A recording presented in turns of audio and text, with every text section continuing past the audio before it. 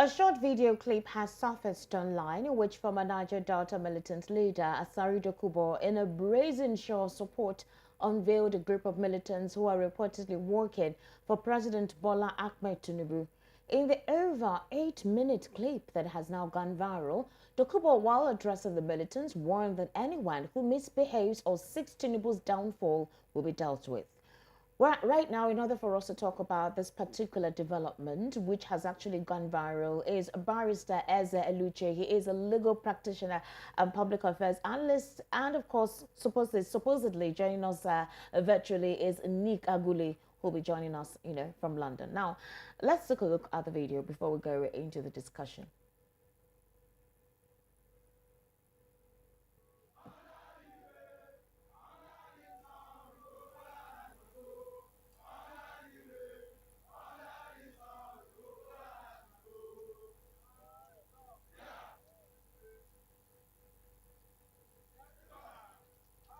Well, unfortunately, we don't have the audio for this video.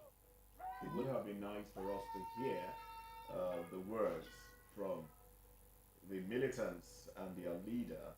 It would have been nice for us to hear what they are saying when they said, we are here to support the president. It is his turn. They were even chanting.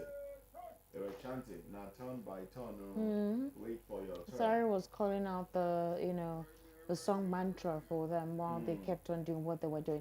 Barrister Isaac, it's actually quite unfortunate seeing this development, because it almost feels like we have a non-state actor within a state. What is the difference between this and the Bakassi Boys movement? The difference between this and the Shite movement in Kaduna? What is also the difference between this and what the Boko Haram elements are doing?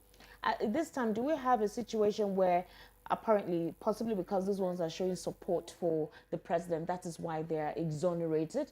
What happened to all the military personnel that is attached to President Bola Ahmed Tinubu? You have the Navy, you have the military, you have the police, you have all of that formation on the president. And this is what we're saying. Don't you think it's quite embarrassing?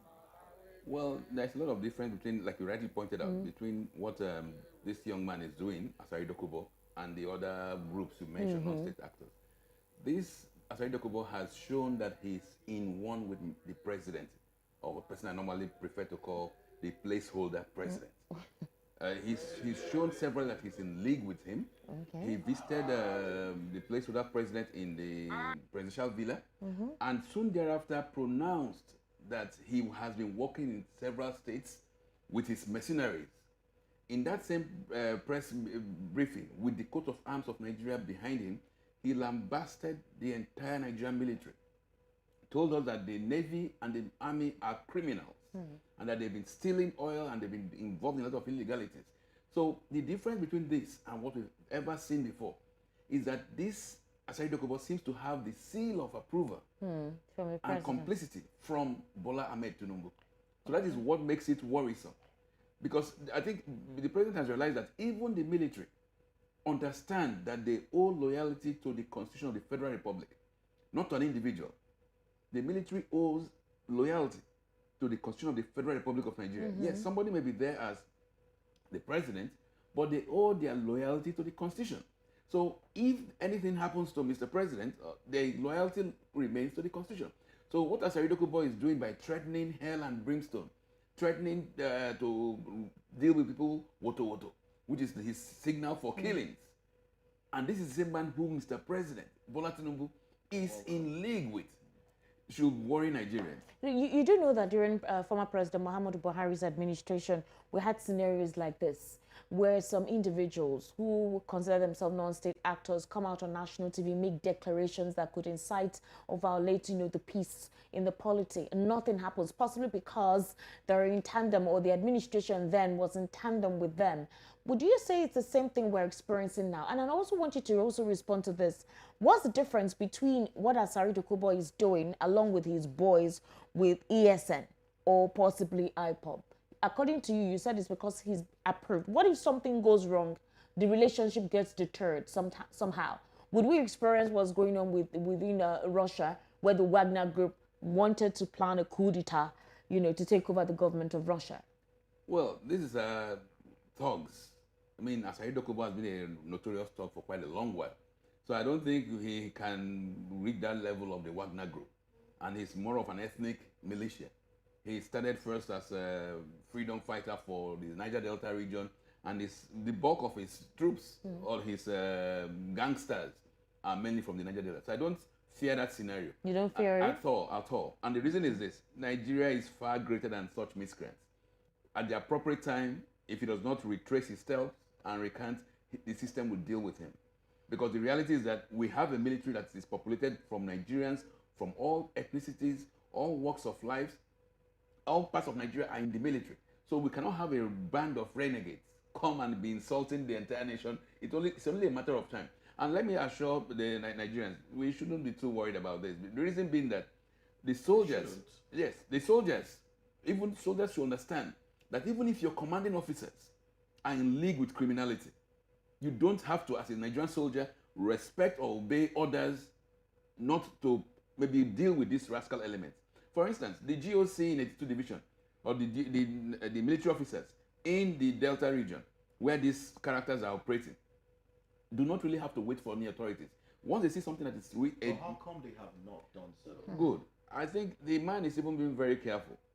If you notice, in previous such shows of bravado, he used to have like his thugs brandishing AK-47, TAR-21s, surface-to-air missiles, but he was careful in this and he didn't do that. Because I think it would be the duty of even corporals. Because the law is the law. As an individual, as a citizen, you cannot be having such weapons. But are you sure they don't have those weapons? The fact that it's obvious that it looks planned. He deliberately did not let those boys hold any of those weapons. But those guys are supplied with arms. Certainly they are supplied with arms. Yes. He came out with a video Yeah. that trended on YouTube where he brought out a weapon, Yes. held a weapon, and said he was going to deal with a particular ethnic tribe in Yes. Nigeria. Yes. Now, should he have been arrested for that one? That is You see, brandishing a weapon, isn't it? The SSS, the State Security Services, should be, because Nigerians are watching them. There was a young man who calls himself the Azib of somewhere in Lagos State, who merely mentioned that he will invite IPOB to Lagos to protect Igbos. The SSS has taken that man from Lagos to Abuja and back to Lagos, and they're now harassing him. And at the same time, Nigerians are watching Asari Dokubo on television everywhere, brandishing weapons, saying that anybody who does not align with Bola Tinubu will be killed, because that's what water means, will be dealt with. And this same SSS is keeping quiet. So that it's only a matter of time, because before people begin to realize that, okay, maybe there's a scam going on here, and then there will be no fear for the SSS. So I call on the DG SSS to be very, very careful, because Nigerians are watching this. We cannot be scared out of doing what we should do. Nigeria is operating a democracy, and it is very much within the purview of people of other political parties not to want Mr. Tinubu to continue in office. A threat to deal with such people, to kill them, is a threat to the Nigerian democracy. So we hope that the military, the DSS, and other authorities will address this issue frontally, because we cannot live in fear. And the young man who is saying this, yes, maybe he has the support of Mr. President, but it's clearly unhealthy. Asari Dokubo is not healthy. If he falls down, like I keep on saying, he will need assistance to get up. So all this his noise should be regarded as noise. But Nigerians should be very wary. We should be prepared, because we will not allow rascality to scuttle the hard-fought democracy. Nigeria should be worried and Yes. prepared. Yes. What level of preparation would you advise? It's always expected. Well, there are 300 people from maybe one clan or one village or whatever. So other ethnicities, other people should be worried and should be ready. Now these are Yes. sorry to interrupt you. Yes. Why do you hold on to that thought? Yes. Now these are supposedly 300 people that have laid claims to carrying out operations in other parts of the country, Yes. away from where they emanated from. Yes. So isn't that telling you that they have their roots in other places as well? Certainly it is. Certainly it is. That's why I'm calling on the military officers, the Chief of Army Staff, the command officers, the GOCs. They should remember that their allegiance is to the Nigerian Constitution. Do you think that And a if the Chief of Army Staff gives you orders, if the Commander-in-Chief gives you orders that are inherently and patently unlawful, the soldiers have a right not to obey such orders. Because you can't have thugs with guns threatening people all over, telling us that the military is useless, when we have colleagues and friends who have labored in the military for several years, putting in their lives to serve Nigeria, and some rascal element is coming to denigrate them, and the system is allowing such. No. I mean, I have friends who are senior officers, and I know what commitment and passion they have to protecting Nigeria. So for somebody to storm somewhere and brand all of them as criminals, it's an insult to the military. So I hope that the military will be very much aware of this, and they will know what to do, because it can't continue for too long. We saw an instance in Imo State with the Ibuago security outfits that was deployed or formed by the state government to fight IPOB and ASN, but they turned out to begin to terrorize innocent citizens. Don't you think that such a situation could evolve or emanate with this group compiled by Asari Dokubo? Ebubago is the very worst example. The Imo State Ebubago is the worst example you can give. Because even the people of the state know that these are external elements who were brought in by the state governor, Hopu Sodima, to perpetuate whatever he wants to perpetuate.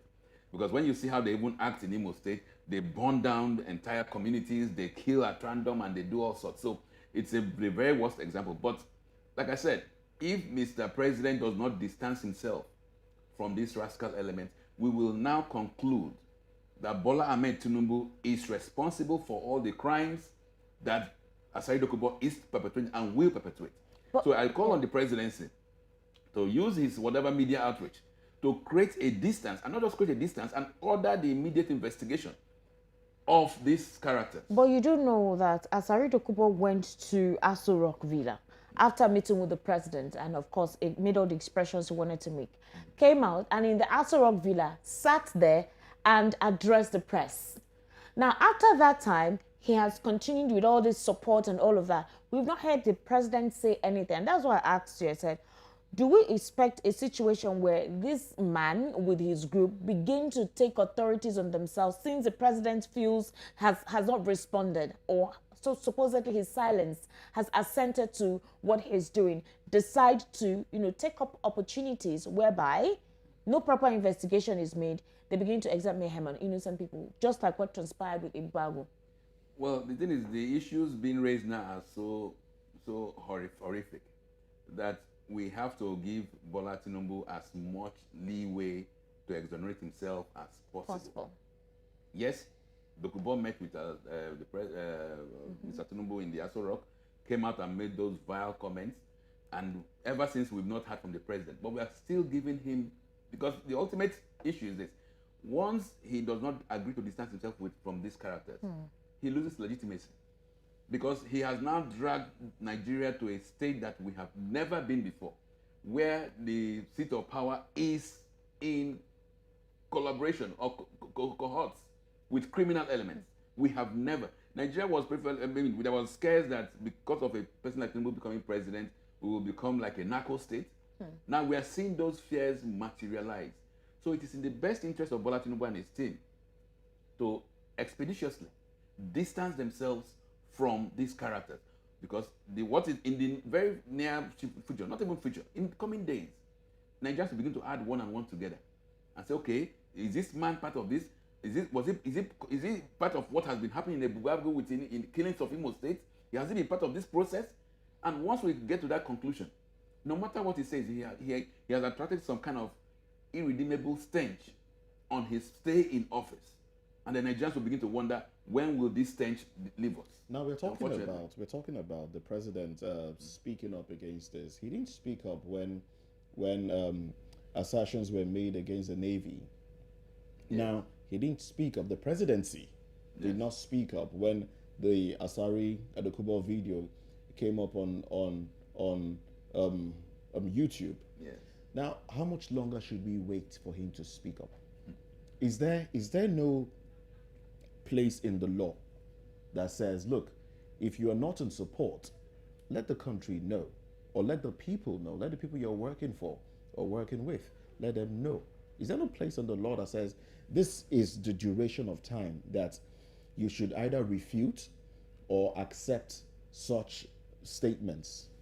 Now, the delay in responding is very suspect because we hear of statements from the opposition parties, like the PDP presidential candidate Atiku accused the presidency of trying to mess up the judiciary, and almost instantaneously there was a response to that allegation. So the continued failure of Mr. Bola Tinubu and his team, the current people in the presidency, is giving us that impression that they are in full cohort with these rascal elements. Now, why we're saying we are still giving them some leeway is with the hope that they will retrace their steps. Otherwise, once we Nigerians consign them, the system, to this rascal element, then clearly we have a narco state, a criminal state, a state where the president and criminal elements are in cohort, and then anything goes. So it is left for every ethnic nationality to do what they think best. And if you remember, even the Nigerian constitution there's been a force majeure against the Nigerian constitution. People have really severally posited that the constitution is a failed constitution, it's a fraudulent constitution. So what Bola Tinubu is even doing now by collaborating with criminal elements like Asari Dokubo and co. is to give credence to that belief that yes, indeed, we don't have a constitution, because there is no how you can have a constitution and some elements will come out from the State House and tell us that the military, the navy, the army are all criminals, and they all keep quiet. Which brings me to my next question. Yes. He has been making threats since Yes. then, Yes. several threats. Yes. And it obviously, based on what he told the president when he went to the Aso Villa, is there something, is there a story that we do not know, that Nigerians do not know? This man, this individual, has been consistent with making inciting statements, derogatory comments. Is there something Nigerians do not know that this man knows? Well, I think Nigerians know everything now, but the reality is this: because when we get to that threshold, when we go to that level where we now make that final conclusion, Bola Tinubu immediately loses legitimacy. Totally. I mean, it will be an affront for anybody to even refer to him as the president. We cannot call him, okay, like Escobar or whatever, because he loses legitimacy. So we have to be very careful in arriving at that conclusion now. Okay. So it behoves on all of us who still believe that there's some semblance of democracy in our system, that there still has some semblance of rule of law, to hope that their senses will come back to the heads of those who are manning this contraption, like Nigeria. For now, we hope that they will retrace their steps. I keep on using that word, retrace their steps, because they've already gone too far. And in most clients, what is going on in Nigeria now will call for some elements who have trust and respect for the constitution to say enough is enough. We cannot have somebody threatening not just ethnic groups, now he's threatening entire political groups. Firstly, Asari Dokubo started with threatening that he will kill the Igbos. Igbos have been dying water. Now he's talking of those who are opposed to the president. And remember, he started that broadcast, that announcement, by saying, I'm just coming back from Saudi Arabia. I mean, what is he trying to tell us? And that he's going to defend the system. And if you recollect what Rufai had told us earlier about the need for the uni-religious ticket, one begins to wonder, are we heading to something? We keep on hoping, because once we lose that hope, to your tents, O Israel, and that time is not too far from the way things are approaching. Could there be an international involvement in this? Since he said he was just coming back from Saudi Arabia, can we allude to the fact that there might be some international involvement? Well, I think the president is Tinubu and co are hearing what is going on, and I hope they should get their acts together. I mean, I don't know what they think they will benefit from being in cohort with these criminal elements, but already, what your sentiments you express, what you just asked now, is all there in the open.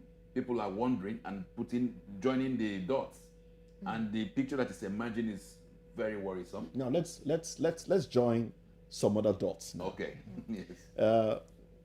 Not too long ago, I think in about last week or 2 weeks back, there was a letter sent to the presidential elections, the petitions court, where it was said that if the president is removed on grounds of inability to score 25% from the FCT, there will be anarchy. Let's connect that to Yeah. this show of force. That look, it is our turn. Definitely. If you prevent us, we Deal will with you. deal with you. Yes. Let's connect them. Oh. Should we be worried?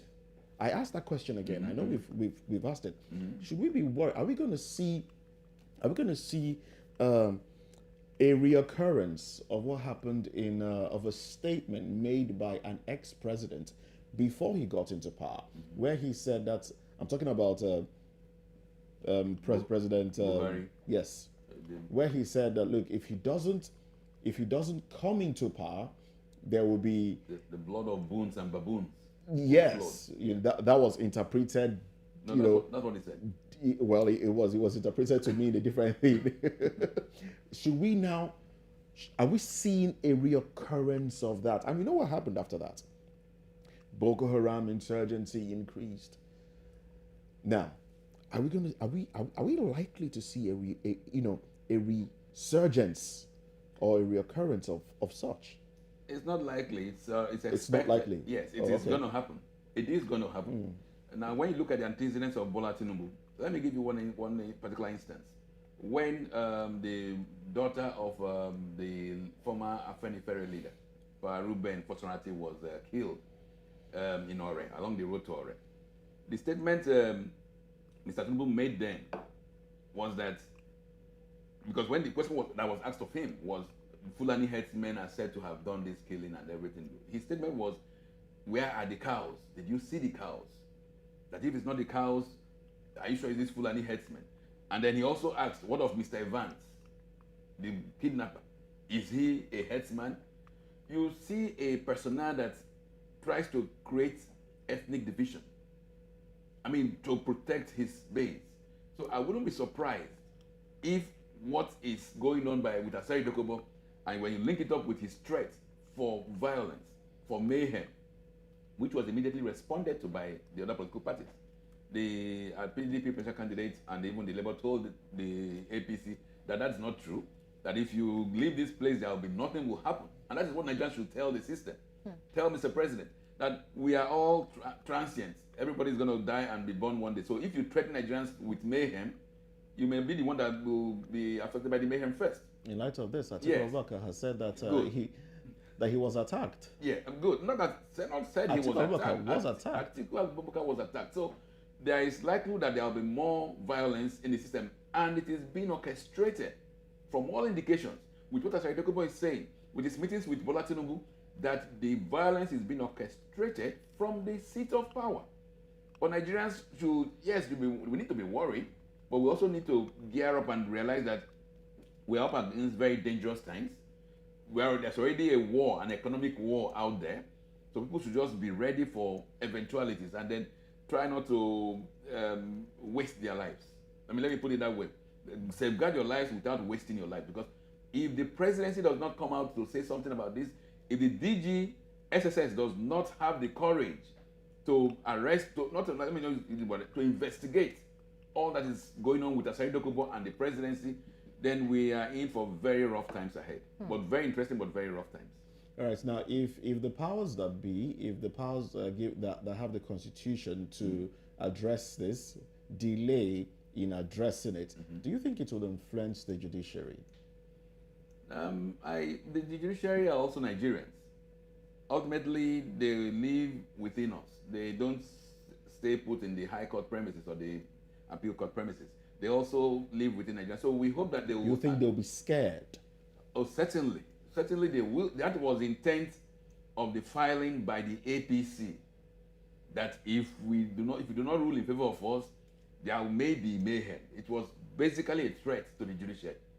But the fact is this: the judges at this tribunal and other senior judges in the Supreme Court, they have, with age and maturity, they have used to threats from all quarters.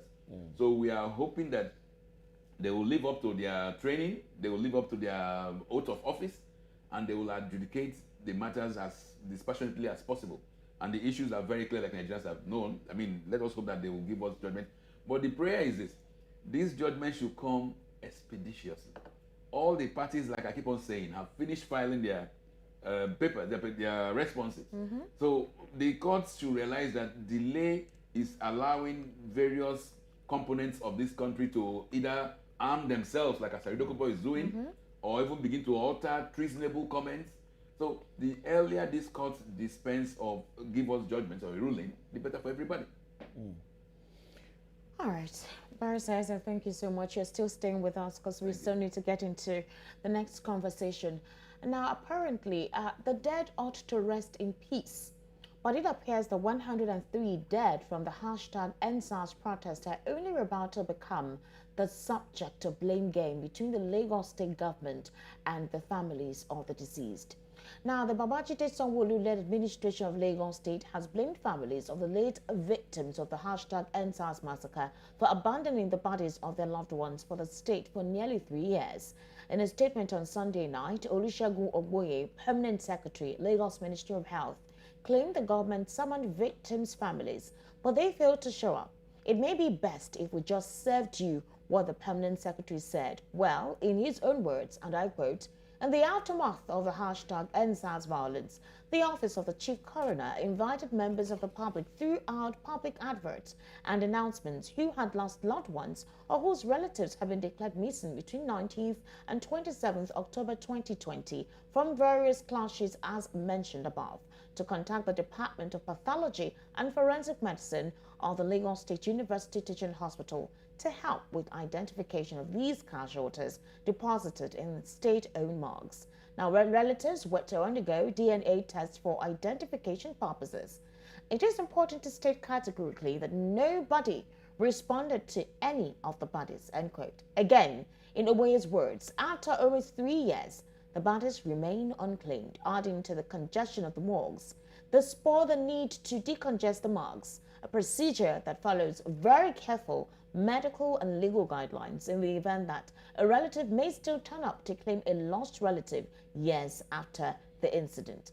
Now, he also claimed none of the 103 victims was killed at Lekki Toll Gate. He said they were bodies recovered from other areas in the state. He also noted that the Lagos State Environmental Health Unit picked up bodies in the aftermath of hashtag #EndSARS violence and community clashes at Fagba, Ketu, Ikorodu, Orile, Ajegunle, Ebuelegba, Ikeja, Ojota, Ikoro, Isolo, and Aja areas of Lagos State, including a jailbreak at Ikoyi prison. He added that the 103 casualties mentioned in the document were from these incidents and not from Lekki Toll Gate. Several news outlets on October 20, 2020 also reported that Nigerian soldiers rained live bullets on protesters at Lekki Toll Gate, killing several citizens. However, Sanwo-Olu, that is the governor of Lagos State, denied the massacre, saying just one person was killed. A judicial panel was set up by the Lagos State government, had earlier indicted the Nigerian military for using excessive force on protesters, confirming a massacre at Lekki Toll Gate, while recommending that victims be compensated and officers involved in the killings be disciplined. However, the Lagos State government claimed there was no massacre at the toll gate during the protest. Now, we still have Barrister Eze Eluche with us in the studio, but we have an audio of the governor of Lagos State actually stating categorically that nobody was killed during the massacre at Lekki Toll Gate on October 20, 2020. Let's take a listen before we delve into further questions on this.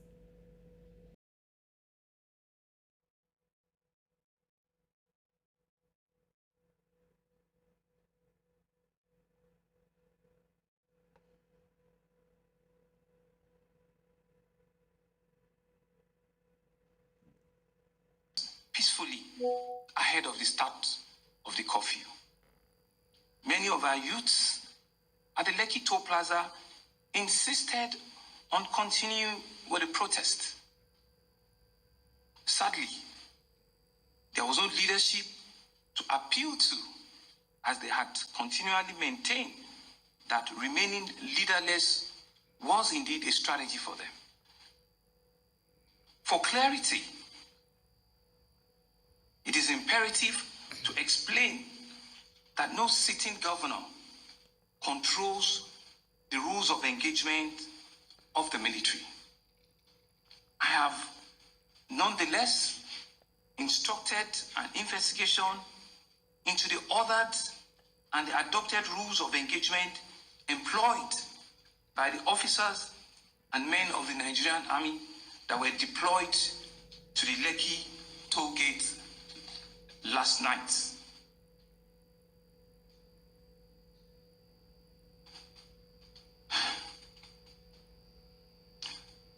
This is with a view to taking this up with the higher commands of the Nigerian army and to seek the intervention of Mr. President in his capacity as the Commander-in-Chief to unravel the sequence of events that happened yesterday night.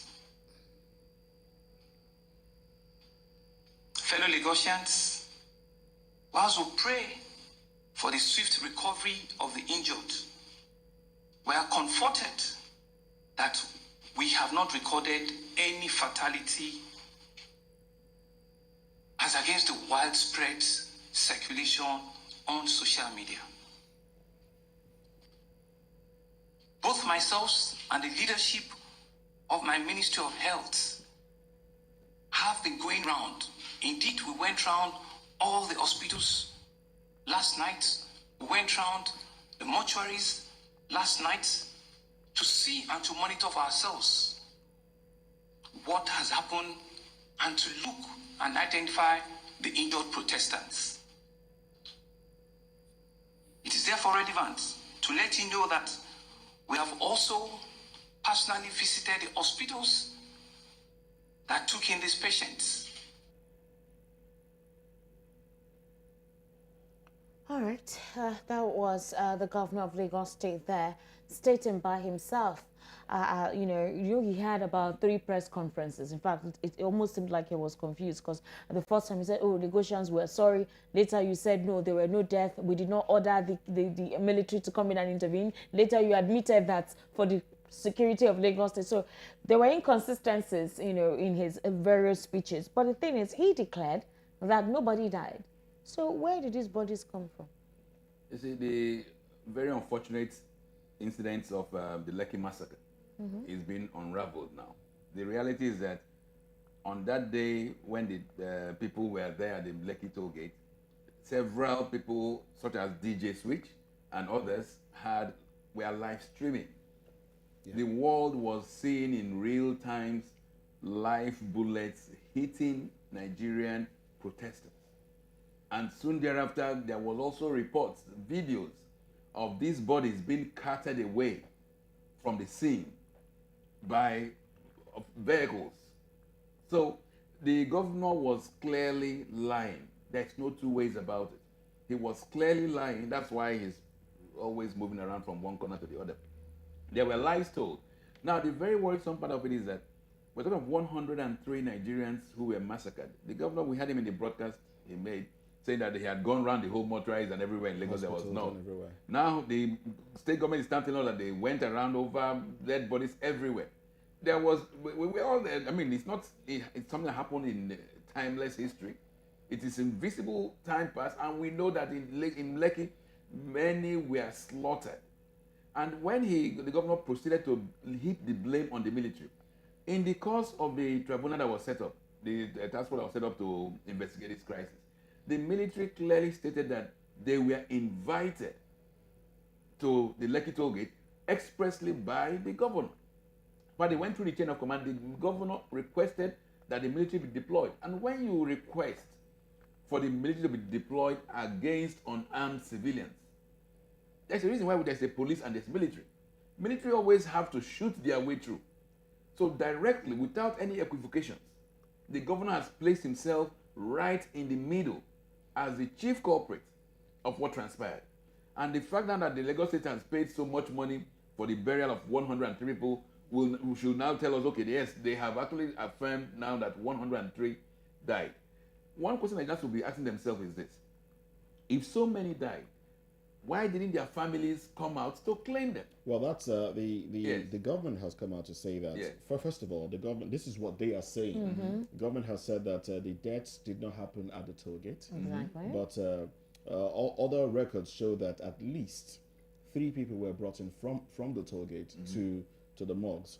Now, the government also said that an announcement was made for the families of people to come claim their bodies between a certain time and a certain time. I can't remember the exact dates now, but I think from October 21 or thereabouts to about November or thereabouts. I don't have the exact date now, but they said an announcement was made for the families of those who cannot find their people to come and help identify these bodies, and nobody surfaced. So now the government is putting the blame on the people for abandoning the corpses. But do you see any of such announcements? No, even if the announcement was made, if you recollect, during that same period, about a day after that Lekki Toll Gate massacre occurred, the current placeholder president, Bola Tinubu, had stated in an interview that they have to also ask those who were there what they were doing there and how long they were there,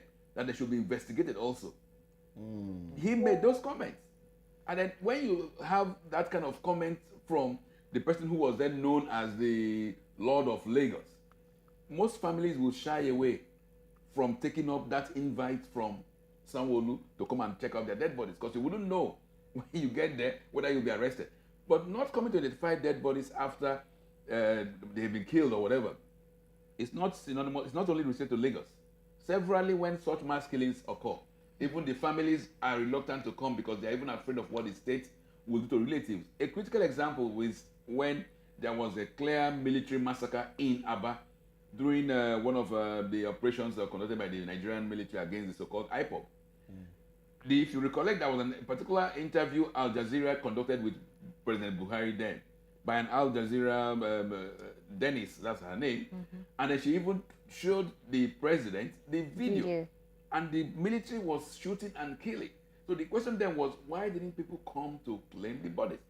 The fact is that the Nigerian population is scared of even going to claim the bodies of their people who have been killed by the system, and that has played out in Lagos. So the excuse that nobody came to claim those bodies does not hold sway in this case. Yes. 103 bodies have been killed, and in any circumstance, when it is premeditated, it's a massacre. It's an atrocity that even at the end of the day, perhaps other international bodies will be interested in knowing exactly what happened. Because now the facts are being brought up. You say 103 bodies from different locations. Who took them there?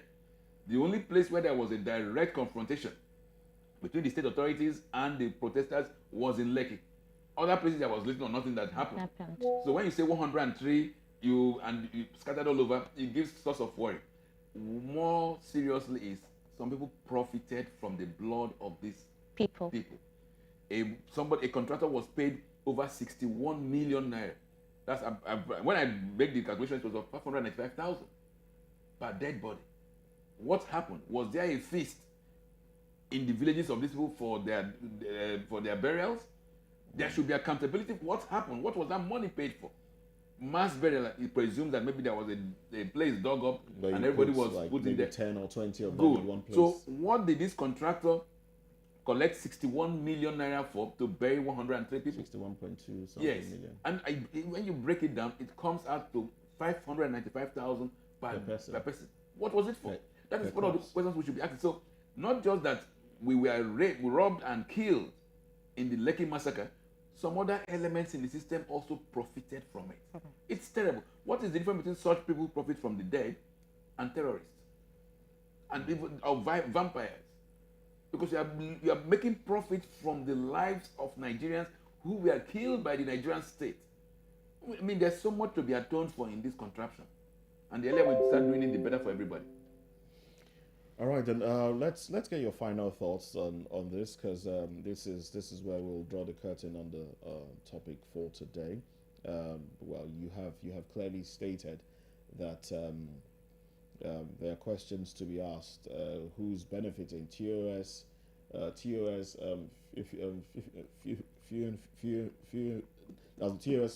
funeral home, and some other bodies that are said to be benefiting from these corpses. Are there questions? Are there things that we should look at? What are your final thoughts, really?